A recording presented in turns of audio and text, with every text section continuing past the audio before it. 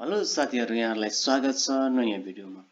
आज हामीले चाहिँ एमएस वर्डमा तयार गरेको नोट अथवा विभिन्न किसिमका चाहिँ हाम्रा लेखहरुलाई त्यसमा चाहिँ पेज नम्बर कसरी हाल्ने र पेज नम्बर हालिसकेपछि हामीले लेखेका नोट अथवा कुनै बुकहरुमा त्यसको चाहिँ विषय सूची कसरी राख्ने भन्ने बारेमा चाहिँ जानकारी दिन गइरहेको छु।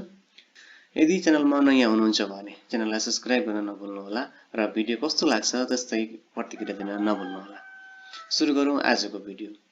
साथीहरु, यदि हामीले एमएस वर्डमा कुनै नोट अथवा कुनै लेखहरु लेखेका छौं र त्यसमा कसरी पेज नम्बर हाल्ने भन्ने कुरा हजुरलाई जानकारी छैन भने यो भिडियो तपाईहरुका लागि।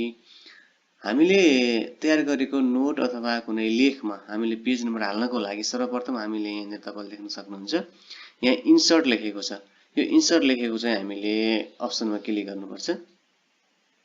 मैले यहाँ क्लिक गरे।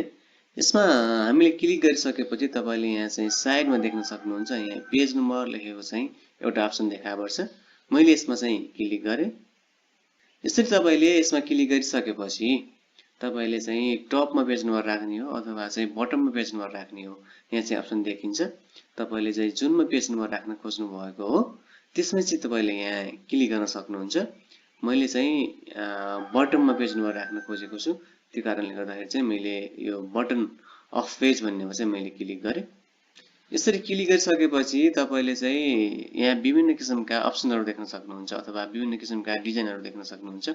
तपाईलाई कस्तो डिजाइनको पेज नम्बर राख्न मन छ तपाईले चाहिँ यहाँबाट सिलेक्ट गरेर यहाँबाट चाहिँ तपाईले राख्न सक्नुहुन्छ। मैले चाहिँ एउटा राखे। हेर्नुस् है, अब यसरी राखिसकेपछि यहाँ के भयो भन्दाखेरि यहाँ पेज नम्बर अटोमेटिक चाहिँ यहाँ के भयो भन्दाखेरि चाहिँ सेट भयो। हेर्नुस् है, अब चाहिँ यहाँ पेज नम्बर 1, पेज नम्बर 2, 3 यसरी चाहिँ यहाँ चाहिँ के भयो भन्दाखेरि चाहिँ पेज नम्बर सेट भयो। अब यसरी चाहिँ पेज नम्बर सेट भइसकेपछि अब हामीले विषय सूचीमा पेज नम्बर चाहिँ कसरी राख्ने त त्यो बारेमा पनि म तपाईलाई जानकारी दिन गइरहेको छु। त्यसको लागि चाहिँ हामीले क्लिक गर्नुपर्ने हुन्छ। यहाँ रेफरेन्स भन्ने अप्सन छ, यसमा चाहिँ हामीले क्लिक गर्नुपर्ने हुन्छ। मैले चाहिँ यसमा क्लिक गरे। यो रेफरेन्समा क्लिक गरिसकेपछि साथीहरु अब हामीले यहाँ क्लिक गर्नुपर्ने हुन्छ। यो टेबल अफ कन्टेन्ट लेखेको अप्सन छ, यसमा चाहिँ हामीले क्लिक गर्नुपर्ने हुन्छ। मैले यसमा क्लिक गर्छु। यसरी क्लिक गरिसकेपछि तपाईले यहाँ देख्न सक्नुहुन्छ, यहाँ पनि विभिन्न डिजाइनका चाहिँ अप्सनहरु देखा पर्छन्। तपाईलाई चाहिँ कस्तो डिजाइन मनपर्छ त्यही अनुसार तपाईले चाहिँ यहाँ अप्सन सिलेक्ट गर्न सक्नुहुन्छ। मैले अटोमेटिक टेबल 1 भन्ने चाहिँ मैले सिलेक्ट गर्छु। अब यसरी सिलेक्ट गरिसकेपछि साथीहरु हामी यहाँ चाहिँ तल जानुपर्छ।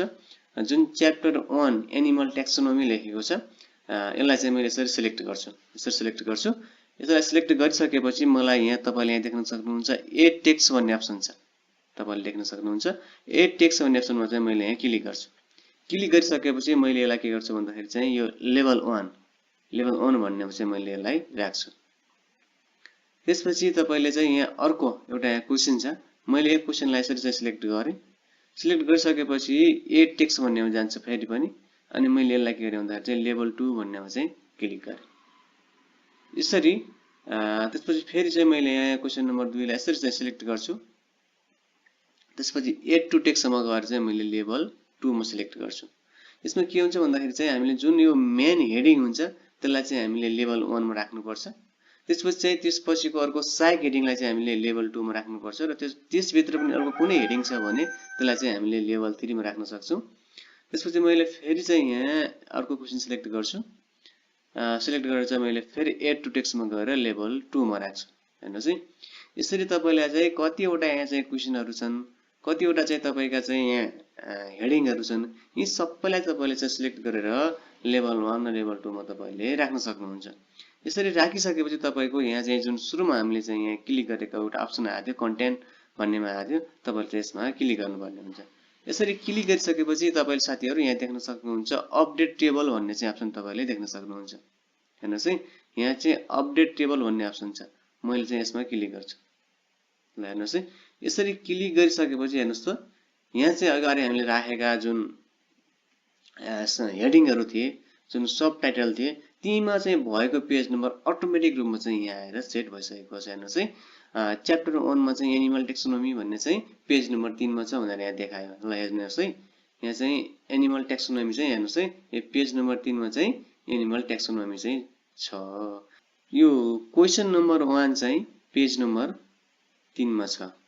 त्यसै गरी तपाईले यहाँ अर्को क्वेशन देख्न सक्नुहुन्छ। यसमा क्वेशन नम्बर 3 हेर्नुस् है, क्वेशन नम्बर 3 चाहिँ पेज नम्बर 4 मा छ भनेर यसमा देखिएको छ। यसलाई चाहिँ हामीले यसरी हेर्न सक्छौं। क्वेशन नम्बर 4 खोजौं है, 1 2 3 र 4। यो क्वेशन नम्बर 4 चाहिँ पेज नम्बर 4 मा छ। साथीहरु यसरी तपाईले चाहिँ आफूले तयार गरेको नोटमा अथवा चाहिँ विभिन्न किसिमका लेखहरुमा तपाईले पेज नम्बर र कन्टेन्ट अथवा विषय सूची चाहिँ सजिलै राख्न सक्नुहुन्छ। साथीहरु आजको भिडियो कस्तो लाग्यो? जस्तो लाग्यो त्यसै प्रतिक्रिया दिन नभुल्नु होला। यदि तपाईलाई भिडियो मन पर्यो भने लाइक, शेयर र कमेन्ट गर्न पनि नभुल्नु होला। हस्, धन्यवाद।